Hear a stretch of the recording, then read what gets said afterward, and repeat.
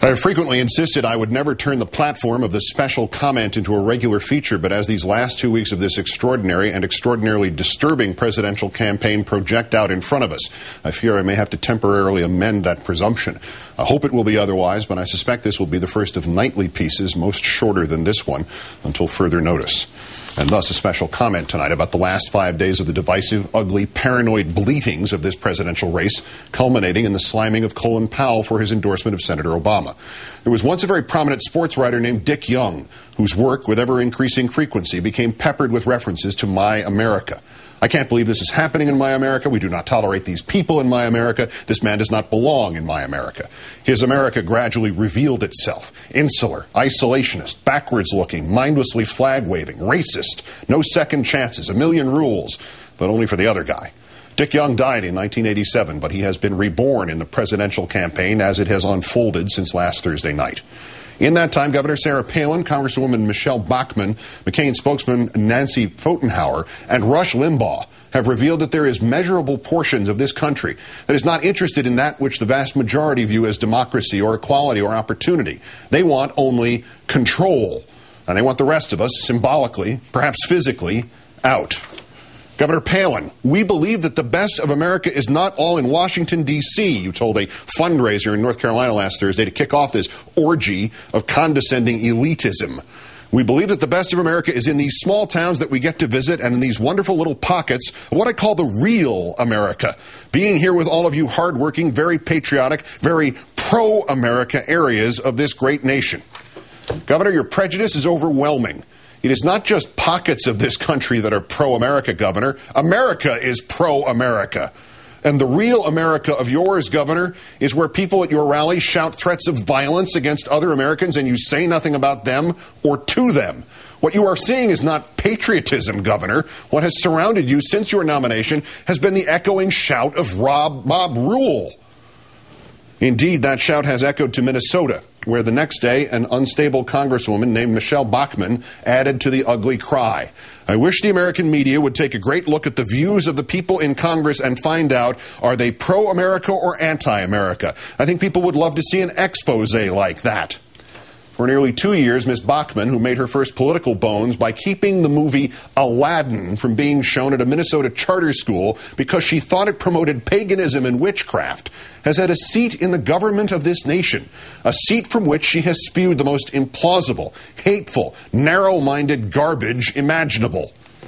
Well, Congresswoman, you've gotten that expose you wanted, have you not? Though not perhaps in the way you imagined.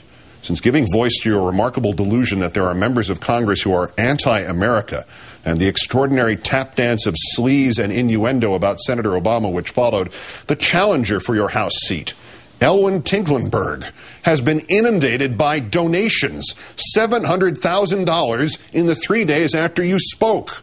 Because the America you perceive, Congresswoman, with its goblins and ghosts and vast unseen hordes of traitors and fellow travelers and senators who won't ban Aladdin, exists only in your head and in the heads of the others who must rationalize the failures in their own lives and of their own policies as somebody else's fault, as a conspiracy to deny them an America of exclusionism and religious orthodoxy and prejudice, about which they must accuse and murmur and shout threats and cleave the nation into pro-America and anti-America.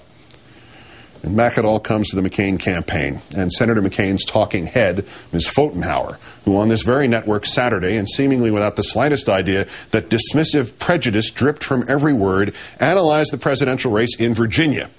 I can tell you that the Democrats have just come in from the District of Columbia and moved into Northern Virginia, she said, but the rest of the state, real Virginia if you will, I think will be very responsive to Senator McCain's message. Again, a toxic message. The parts of this country that agree with Nancy Pfotenhauer are real, the others are not. Ms. Pfotenhauer, why not go the distance on this one? It was Senator McCain's own brother who called that part of Virginia nearest Washington communist country. Cut to the chase, madam. No matter the intended comic hyperbole of Joe McCain, this is the point, isn't it? Leave out the real meaning of communism, madam. Joe McCain reduced it to a buzzword. It has no more true definition right now than does socialism, or the phrase, a man who sees America like you and I see America. It's about us and them, the pro and the anti. Never mind, madam, that the bisecting of this country that you happily inspire means taking a tiny crack in a dam and not repairing it, but burrowing into it. It is not enough that Senator McCain and Senator Obama might differ. One must be real and the other false. One must be pro-America and the other anti.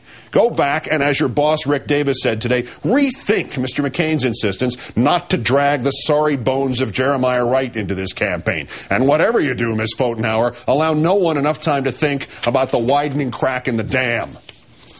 And now all this comes back together to attack Colin Powell. Secretary Powell says his endorsement is not about race, writes Rush Limbaugh, and the grand wizard of the school of reactionary non-thought continues. Okay, fine. I am now researching his past endorsements to see if I can find all the inexperienced, very liberal, white candidates he has endorsed. I'll let you know what I come up with. It is not conceivable that Powell might reject McCain for the politics of hate and character assassination or just for policy. In the closed, sweaty world of the blind allegiances of Limbaugh, one of us who endorses one of them must be doing so for some other blind allegiance, like the color of skin. The answer to this primordial muck must be addressed to one man only. Senator McCain, where are you? I disagree with you on virtually every major point of policy and practice, and yet I do not think you anti-America. I would not hesitate to join you in time of crisis in defense of this country. Fortunately, you did not echo this chorus of base hatred, but neither have you repudiated it. What is pro-America, Senator? Is it pro-America to call a man a racist because he endorses Barack Obama? Senator, you have based your campaign on many premises, but the foremost and the most nearly admirable of them all have been these pitches about reaching across the aisle and putting, as your ubiquitous banners read, country first. So when Colin Powell endorses your opponent, you say nothing as your supporters and proxies paint him in this anti-America frame and place him in Governor Palin's unreal America? Senator McCain, did not General Powell just reach across the aisle? Did he not in his own mind at least put country first? Is it not your responsibility, Senator, to, if not applaud, then at least quiet those in your half of our fractured political equation? Is it not your responsibility, Senator, to say enough to Republican smears without end? Is it not your responsibility, Senator, to insist that win or lose, you will not be party to a campaign that devolves into hatred and prejudice and divisiveness? And Senator McCain, if it is not your responsibility, whose is it? Let's count down for this, the 2,000th day since the declaration of mission accomplished in Iraq. I'm Keith Olbermann. Good night and good luck.